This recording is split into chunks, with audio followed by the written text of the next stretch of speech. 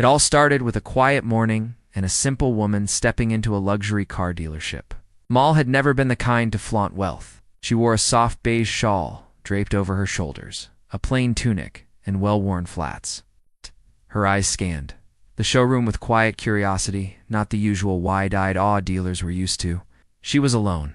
No assistant, no entourage, no designer bags swinging from her arm, just a calm, observant woman carrying a folded piece of paper with a list of car specs, scribbled in her tidy handwriting. The dealership was buzzing with activity. Salesmen in polished shoes hovered near their targets, high-heeled women, loud influencers filming content, older men with visible Rolexes. Amal approached the reception desk politely and waited for someone to acknowledge her. They did not. A man in a navy suit brushed past her and turned to greet the woman who had just entered behind Amal. The newcomer wore sunglasses indoors and clutched a crocodile leather purse. Amal cleared her throat gently. "Excuse me, I have a few questions about the GT model on display." The receptionist gave her a tight smile. "Of course. Someone will be with you shortly." But no one came. She wandered toward the display area, eyeing the car she had researched. For weeks, its sleek body shimmered under the showroom lights. She walked around it, admiring the detailing, the engineering. Still, no one approached. Two salesmen glanced at her, then exchanged a smirk. One of them chuckled and leaned toward the other. "She probably just came to take pictures." "I bet she thinks it runs on dreams," the other replied, barely trying to whisper. Amal heard it. She blinked slowly but said nothing. Instead, she took out her phone, opened her notes app, and quietly jotted something down. She was not here to make noise, but she was not going to forget this moment either. What no one in that pristine, Gliswold dealership knew was that Amal was not just a passerby. She was here with intent. She had not just wandered in. This visit was planned. She had questions ready, specs memorized, and more importantly, a reason that would soon arrive. Engine rumbling, tires humming and gold glinting in the sun. Moments ticked by, and still no one came to help her. Amal remained composed, moving from one car to another, quietly observing details that even the most trained eye might miss. She admired the brake calipers, the stitching on the leather interiors, and the precise curvature of each hood. This was not new to her. She had spent countless evenings reading about torque, drive modes, and custom builds. Her knowledge ran deeper than most, but no one in that room saw it. All they saw was a modest woman alone. From the corner of her eye, she noticed the staff gathering near the front glass wall, their attention suddenly caught by something outside. Whispers rose like steam from a kettle. Heads turned. One of the salesmen muttered, "What is that?"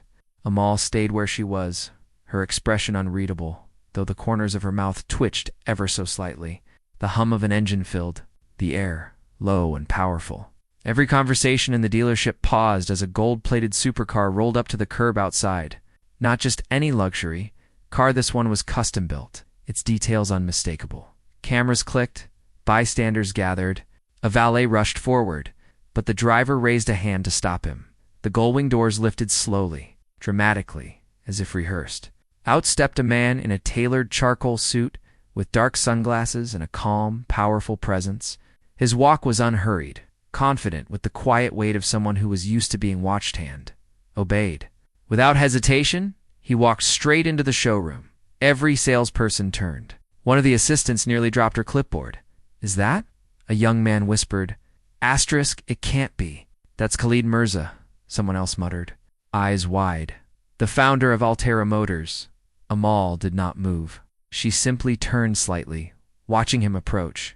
His eyes scanned the room, passing over every stunned face until they landed on her. "Sorry, I am late," placing a hand gently on her shoulder. "Did they answer all your questions?" You could have heard a pin drop in the silence. That followed. The woman they had ignored. The one they whispered about. The one they dismissed as someone who did not belong was standing beside the man who designed one of the world's most exclusive supercars. And she was not just his guest. She was his wife. The silence that followed Khalid's words was thick, almost physical. No one knew what to say, and in that pause, the entire dynamic of the showroom shifted. The salespeople who had pretended not to see Amal were now stumbling over themselves, straightening their jackets and forcing smiles that came far too late. "Ma'am, would you like a tour of our premium collection?"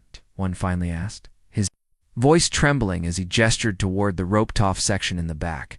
Amal did not respond. She simply turned her gaze toward Khalid, who who looked down at her with the kind of affection that needed no words. "I'm curious," he said, directing his attention to the floor manager. "Is this how you greet potential clients? By ignoring them when they do not walk in wearing logos and diamonds?" The manager's face turned pale. "It's all right." We did not know who she was. "That is the problem," Khalid cut in, his voice like ice. "You saw a woman standing alone.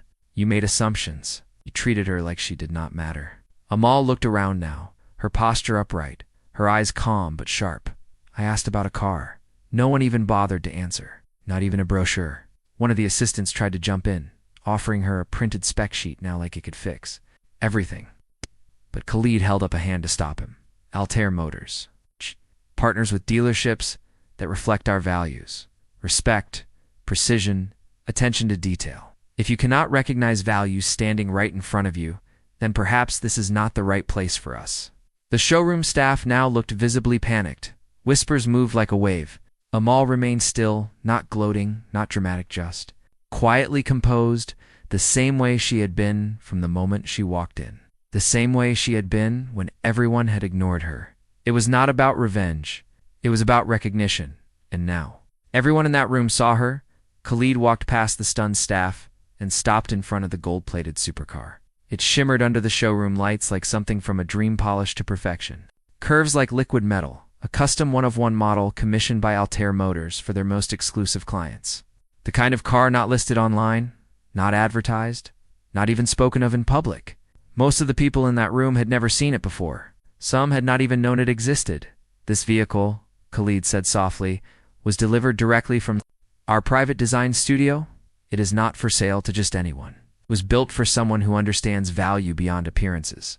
He turned and looked directly at Amal. For her, the room seemed to tilt. Several of the salespeople actually took a step back. They had dismissed a woman who not only came from wealth but inspired it. She was not just married to a powerful man. She was part of the vision behind his success. Khalid extended a hand toward his wife, and she walked over without a word. There was no need for drama. Her silence spoke volumes. He opened the passenger door, not for effect, but out of habit, a quiet gesture of deep respect. The cameras in the dealership were still rolling. Somewhere behind the tinted glass of the manager's office, someone was on the phone, probably with corporate, but it was too late to undo the impression they had made. Khalid looked at the manager one last time. "You do not need to impress people after they show you a business card. You need to treat everyone with dignity the moment they walk in. That is how real luxury works." Amal slid into the seat, graceful and quiet. The kind of quiet that came from power, not silence. Then Khalid circled to the driver's side and started the engine. It purred like a beast. Just waking up, the dealership doors opened. The gold-plated car rolled out. No one said a word until it disappeared down the street, leaving behind nothing but stunned expressions and the echo of lessons learned too late. Back at the dealership, silence hung in the air like a fog. The manager still stood in place, his face pale, his mouth slightly open, as if trying to process what had just happened. A few of the junior staff members had turned away, embarrassed. Others simply stared at the spot where the gold-plated car had disappeared, still trying to understand who they had just dismissed so casually. The receptionist who had offered Amal a brochure earlier whispered to her colleague, "That model has not even been released yet." Inside the manager's office, phones were ringing. Corporate had already seen the footage. The showroom's public surveillance feed had been live-streamed for promotional purposes, and now it was being shared across platforms, racking up thousands of views in minutes. Clips were already circulating with captions like, "Car dealership embarrasses simple woman, then her husband arrives in this." And when humility meets power, the regional director was on his way. Meanwhile, Khalid and Amal were halfway across the city, gliding through wide boulevards, the sun reflecting off the golden frame of the car. Inside, the air was quiet. Amal looked out the window, still absorbing what had happened, not just the insult, but the realization that it no longer cut her the way it once might have. "I did not expect that reaction," she said, gently breaking the silence. "I did," Khalid replied, his hand steady on the wheel. "People make quick judgments, but judgment only works when you care what they think." Amal smiled faintly. "You did not have to show up like that." "I did not do it to show off," Khalid said. "I did it so the next time they see someone like you, they remember this moment." For the first time all day, Amal relaxed. Because of the car, not because of the shock on everyone's face, but because she realized something deep: respect earned through power was temporary. But respect that came from consistency, from character, from dignity held even when dismissed, that lasted. And now, that message had been delivered louder than any engine ever could. By the next morning, the dealership had become the center of a viral storm. News outlets picked up the footage, bloggers dissected every second of the manager's reaction, and social media users flooded the comments with support for Amal. Some praised her quiet dignity, others criticized the staff's snap judgments. But the most powerful response came from Khalid himself. He posted a single statement on his company's official page, accompanied by a photo of Amal still in her simple abaya standing beside the now legendary gold-plated supercar.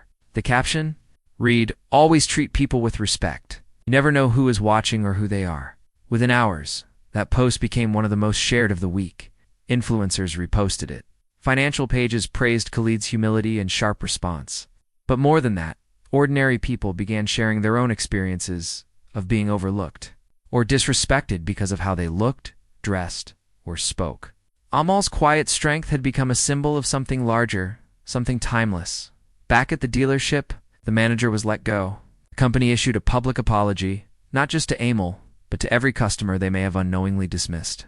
They announced a new training program focused on humility, inclusivity, and customer dignity named after Amal. As for Amal herself, life did not go back to normal. Not because of revenge, but because of the message it left behind. She did not need luxury to feel seen anymore. She carried herself differently now, not louder, not prouder, but steadier, stronger, and every time someone judged her again based on her simplicity, she remembered that day, that showroom, and the look on every face when the gold-plated supercar pulled, in quiet as thunder, bold as truth,